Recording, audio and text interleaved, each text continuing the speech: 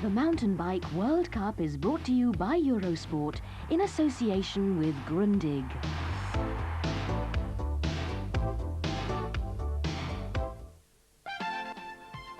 It's round 3 of the Grundig Cross Country World Cup. We're in Belgium. Stay with us.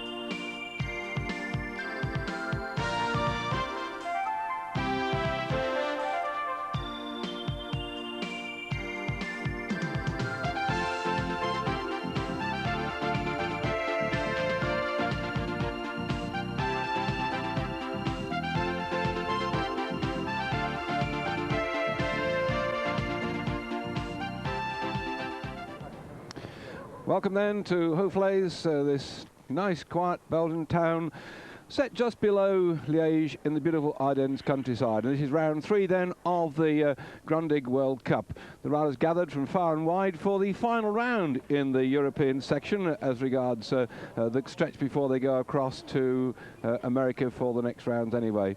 And Natalie Segura always attracts our camera's attention, as the girls also getting a bit of spanner work here for the shoes to make sure that those plates clamp on just in the right time, because they always, all of them now using these clipless pedals. And a time, I think, to speak to some of the girls. Yeah, I like the course. Yeah, it's a good course. It's going to be hard and long, but it's. I think it's with the mud now. It's going to be technical enough, and too bad it rains so much. But that's World Cup now, I think. Could be a course for you, huh? Who knows? Maybe. Alison, good morning. Will this be a course today for Alison Sider?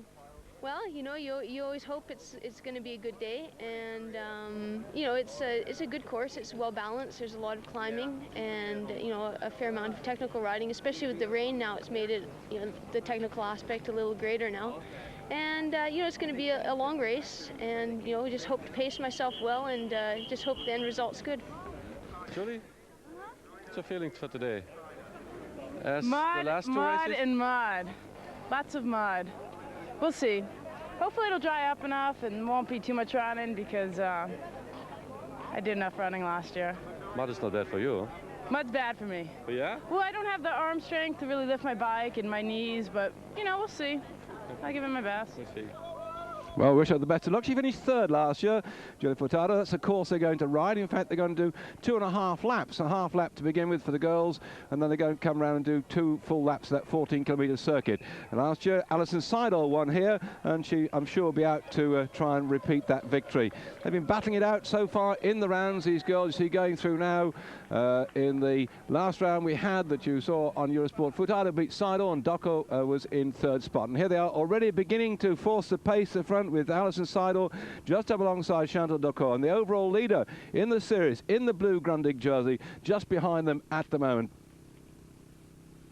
Well, this tough climb will suit the road riders, no doubt about it. That is going to sort them out. You can see way back down there in the trees where they've actually started in the centre, and the world champion going through now, not hitting the best of her form, but she's beginning to look now as if she's coming back on to form.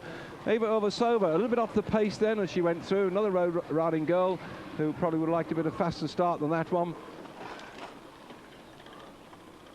And Natalie's had trouble at the start, the girl on the green. She started so well to begin with, well, about first round, that first bend, but she just had a minor problem, being overtaken by these riders you see now. So, as we might expect then, Juliana Furtado forcing the pace. Chantal Docco just behind. Alison Seidel hanging on in that. And there's a great ride by Caroline Alexander into 4th spot. Now, this girl really has taken this mountain biking this season by the scruff of the neck. She finished in 10th place, did Alison. So did Caroline when she rode here last year. Whoops, out the way, please.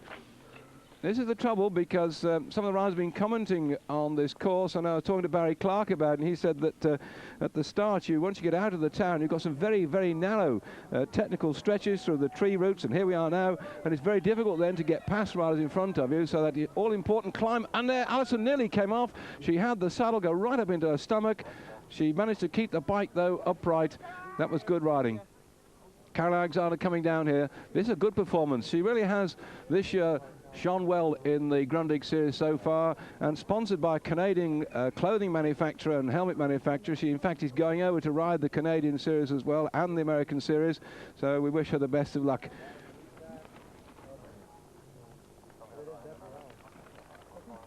Gently does it. Yeah, the concentrating. There we are. I said what a unfortunately that Nati Segura started well, had a problem, but she's working her way back up through the crowd. Oh, it just shows you, I said the routes here were pretty rough, and that is one fine example of you just get your brakes and touch them, and then the front wheel locks and down you go, and that is really quite a shaker. The bike seems okay, but what's damaged? I suppose the pride to an extent. Determination on these girls' faces. Not a great way to spend the day, I suppose. Get yourself covered in mud and falling off and bruises. Well, this river here, splitting the course. They built a special bridge for the riders to go over, and they're approaching it now. Giuliana Furtado still leading. Alison Seidel in second spot. Oh! That hurt. I felt that one. So Giuliana's now dropped to first place. And another one gone down, and I think that was Caroline Alexander that's gone. Yes, it was. That's always the problem. Yes, it is Caroline. See there, she's the gears, the chains come off, but she managed to put that back on again. And that slippiness on the top there. Oh, I suppose that's one way to get your bike washed, but not on the first lap of a race. Oh, she's going in after it. There's a chap the other side. I mean, my goodness, there's no chivalry, is there? The fellow on the other side is watching this. Like, he may be an official, but I thought, I know they're not supposed to have outsider help in a mountain bike race, but I suppose they're about to drown themselves or their bike. They might have the lifeboat standing by, or some chap to go and rescue you, but she's got to do it all on her own. Underneath her breath, I'm sure she's saying things like, oh, bother, and mustn't do that next time round. That was nasty, wasn't it? And the crowd applauding her courage in getting back on that bike rather than retiring from the fray. We're back up with the leaders. Looking very determined indeed. Giuliana Furtado, winner of both the previous rounds, the one we had in Barcelona and Bassano del Grappa, started down in the south part of Europe to get some decent weather. As Dani Bonneron went through there. She's from Team Kona, one of the French riders. Yes, it's us. But up in the front, this girl, Giuliana Furtado, the French girl we just looked at there, just struggling to stay inside the top 20 at the moment. But this is the lead-up, looking in tremendous form.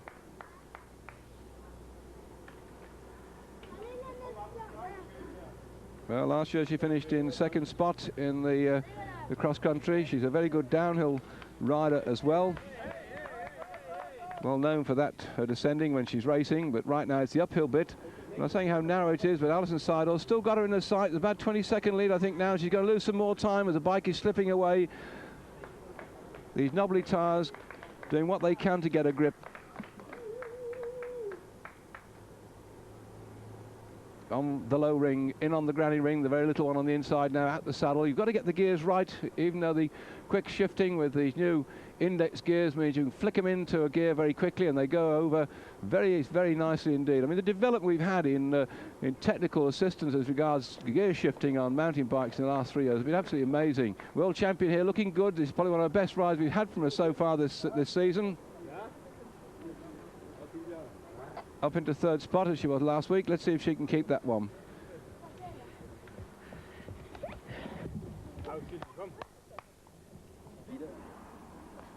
We're going to take a break.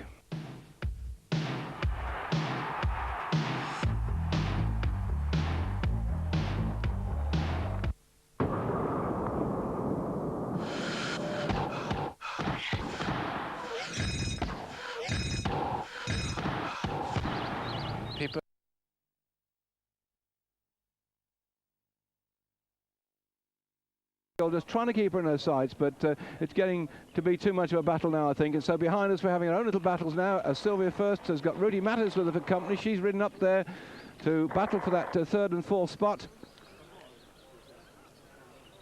Further back down the field, Debbie Murrell, the British girl, is in about 12th or 13th, I think, at the moment, and Angela Ward just outside the top 20. And Keely Lockie bringing up the rear of the field. That very, very tricky drop there.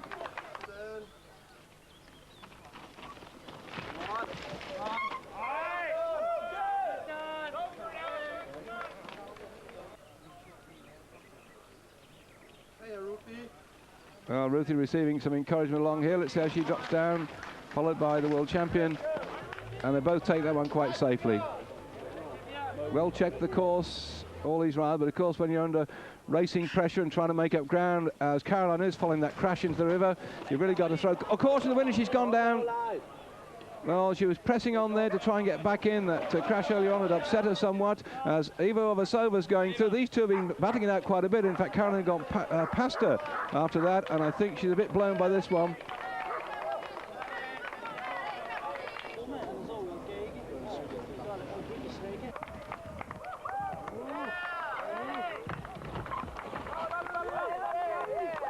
And there's no holding this girl, is there? Riding away comfortably, got an enormous cushion now of time ahead of Alison Sider in second spot.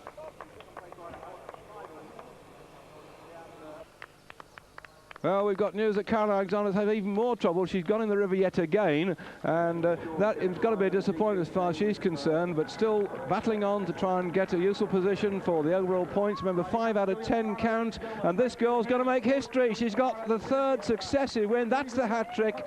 Well, 2 more like that, I think, and she could probably retire for the rest of the season, because it's best of 5, and they have to ride the last one in Berlin. Alison Seidel then into second spot, looking quite comfortable with that one. Well, it's going to be a bit of a routine, isn't it, that one? She finished second in Barcelona and second in Bassano del Grappo.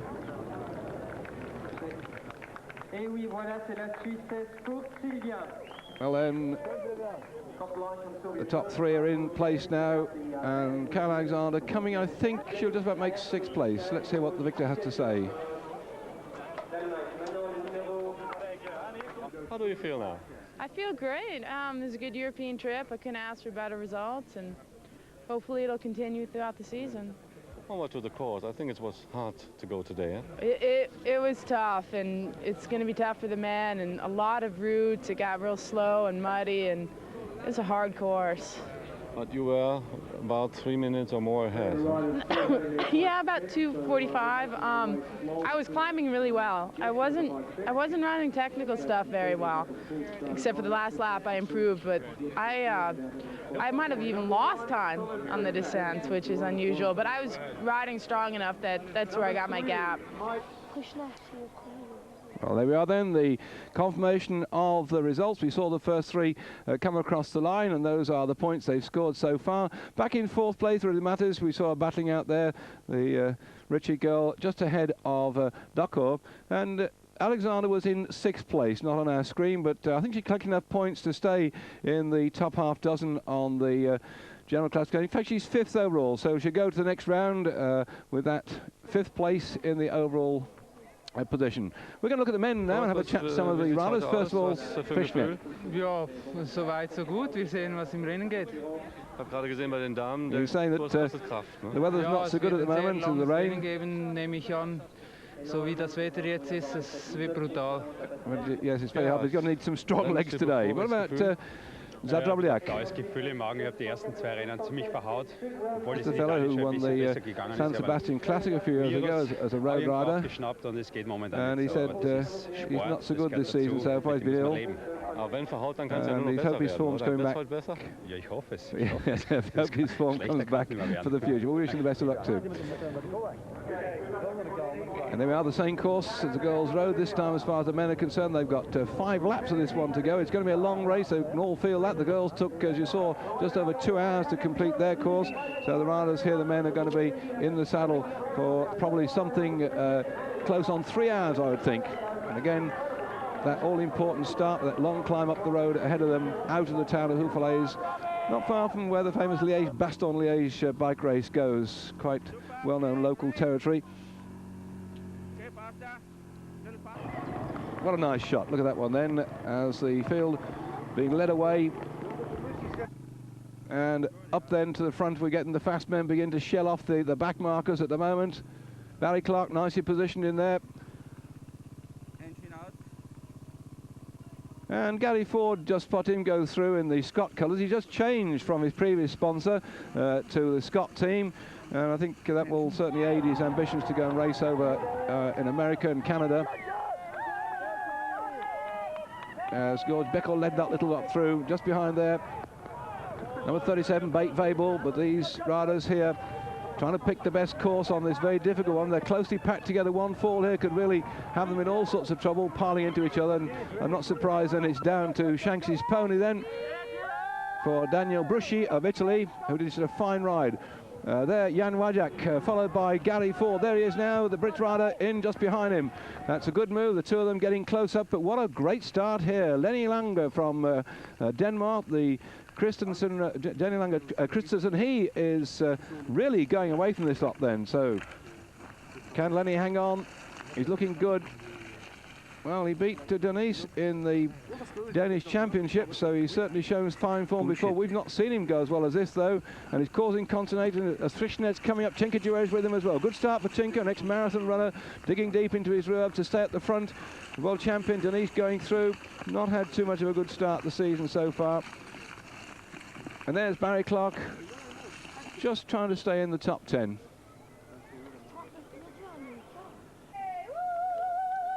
Well, he has got an enormous lead right now. That's a tremendous start indeed, and the rest now are just going to have to try and pick up his wheel tracks. He goes through, and it's Dures that's come up into second place then. As I mentioned before, I remember this lad when he was riding at BMX tracks, and he was a great bike handler, but he's well known for crashing out or puncturing and having problems. Frischnet just gone through, winner of the first round in Bastogne. Here comes Kluger. He's wearing a different strip, by the way, if you've been watching our round so far. That's a yellow jersey for Kluger, as he just gone through now, still sponsored by Focus by Mike. I'll have to try and find out from you, well, that's his own bike or something. As Clark goes through, this is all the top men now found their way up near the front. And it's good to see the Brits in amongst this one, but struggling further back. Tim Gould has started today, still trying to get over that virus problem. In fact, he's having problems sleeping at night, so I understand. It's tiring him down somewhat. So Tim's still in there. Tim Davis is riding as well in this. The Brits, Peter Stevenson's in there. So we've got quite a number, but they're further back off the pace right now. And the Danish rider then, Christensen, has set a really hot pace. There's no doubt about it. The rest are going to have to try and do something about this one, but has he gone off too quick? Dures after him. And I can just see his spare tubes in his back pocket. He's had more than his trouble in the past of having punctures.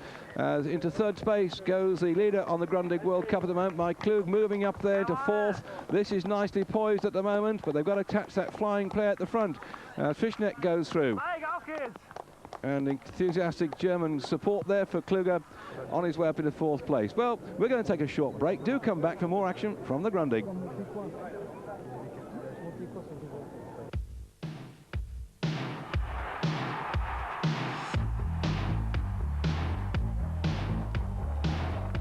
I think it is. That's a very nice move on his part. Some people had a bad start. Rick, we understand, has just been sidelined in the start. I'm not sure it's crash or what, but he's a bit out of action at the moment. So that's as George Beckel went through. And then right here, that's Jan Rajak for Scott.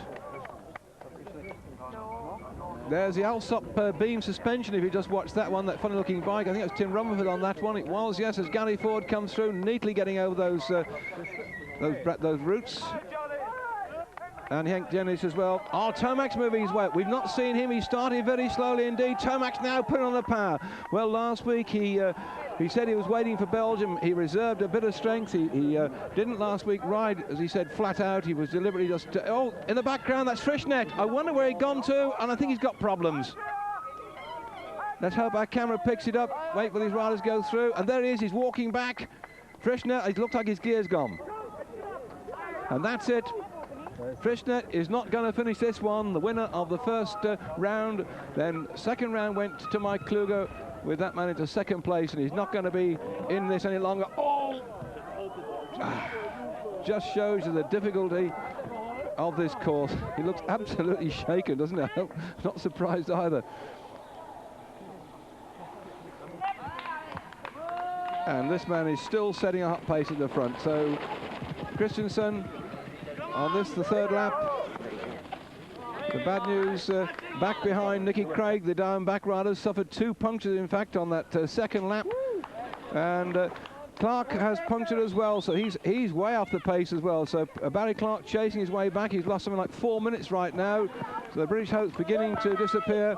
And this man here knows that he's got to really try and close the gap on those 2 men in front. He showed some immediately return to form last week at Fasana del Grappa, but Mike Kluge looking very comfortable indeed.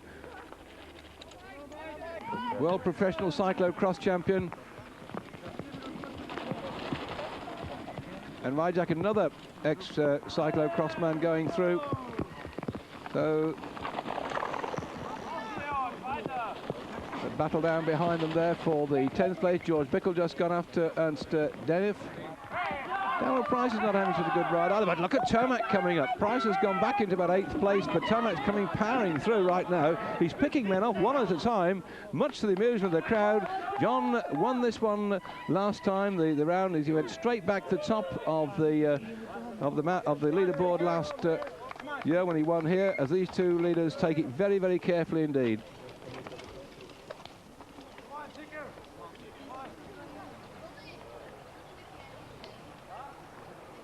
Yeah, they're still looking good, these 2, but the gap's coming down all the time now, and Tomac leading the charge from behind here.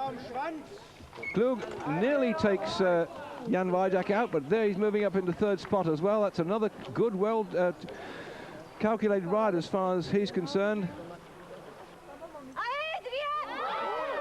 Oh, Barry Clark's gone down. Oh no. Well, he's had more than his fair share of trouble, hasn't he? What a puncture. Now this has gone. And the crowd here, Julie Furtado, watching the men go through. And there we are. Kluge is now caught up with the leader. He's taken on a fresh pair of specs here to keep the grit out of his eyes. Riding number 3 last week, he was number 13. He turned upside down to be 31 on the on his feet on his bike, and the man wearing number 13 right now is here, and it's Tomac up into 3rd spot. John Tomac showing all that determination. Again, a good roadman, ex-BMX rider as well. He's been in the sport now for many, many years. He's a dollar millionaire from cycle racing, and he's now trying to get up there to those 2 leaders, Kluge and Christian, because the man that's blown out the picture is Tinker Jerez. He's actually retired, so Tinker's out of action, and Kluge is ploughing through. Well, a well-judged performance as far as he's concerned, and Tinker Jerez must be ruining that the day today that he set off at such a great rate of knots, and now he's blown a gasket, and so Tinker's out of the battle for that 1st and 2nd place. And there you can see it, 7 kilometres left of this course. 5 laps they've done of the 14-kilometre course. A quick bit of a calculation on my mental arithmetic here makes it, what, 70 kilometres as such.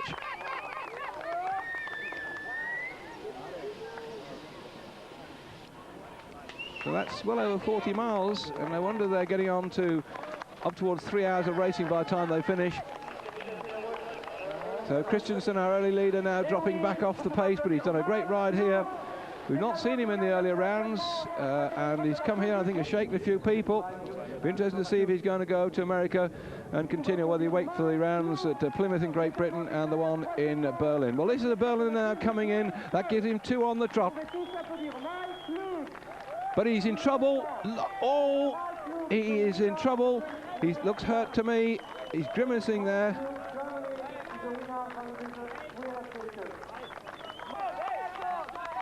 Tomac chasing after that 2nd spot, but ahead of him Christensen. Looks like he might have made it, but Tomac is coming up at him as fast as he can do. But I think he's going to have to settle for 3rd. Yes, he is, because into 2nd place, Christensen's coming in now. Early leader, looks remarkably calm, cool and collected. Well, This man doesn't look happy at all. He's just won the race, and you can see the state of his face and the conditions today. That's what happens when you get a bit of rain in Belgium. No, he won't even talk to us at the moment. I'm not surprised. He's absolutely shattered with that. He came through so well towards the end. Further back, Barry Clark on his hands had trouble. Oh, that's the reason. Look at the blood. Probably one or two ladies have now fainted. I shouldn't have said that perhaps, but he's got hurt. Oh, that'll make him feel better.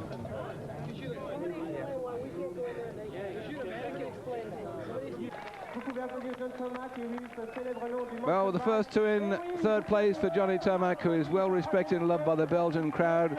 They've known him for his racing days over here on the road. Winner last year. Now, happy I think with third place, and let's see the final result then, because we've just seen the top three come in. And there we are: Klug, Christensen, Tomac, Wajak. Very good ride too here, this one from Gary Ford. That lad has certainly set the cat amongst opinions with his performance. Bad news though as regards Barry Clark, because he snapped his saddle bolt, bouncing back on the saddle like a cowboy leaping on his horse out of a saloon, but he's into sixth Am Anfang place. gehabt 1,5 Minuten Rückstand, aber ich wusste, dass die Fahrer, die vorne waren, sicherlich nicht wissen, was so ein Terrain-Rennfahrer über die Zeit nachher abverlangt. Und ich meine, gut, es war für mich schon ein Pokerspiel gewesen, abzuwarten. Und ich muss einfach darauf bauen und Vertrauen zu mir haben, dass ich nachher zum Schluss die Reserven habe. Und das ging eigentlich mehr als besser auf. Just have to hope that the leaders blow. Well, the leaders did blow, and had all sort of mechanical trouble. Barry Clark finished in 26th place, despite that problem with his saddle, but he maintains an 8th overall, and Gary Ford 6th overall in the Grundig Championship. Well, stay with us. The World Cup more action will be coming up on Eurosport. Just about every Thursday, bringing you the best in mountain biking. Myself, David Duffield. Time to say bye-bye.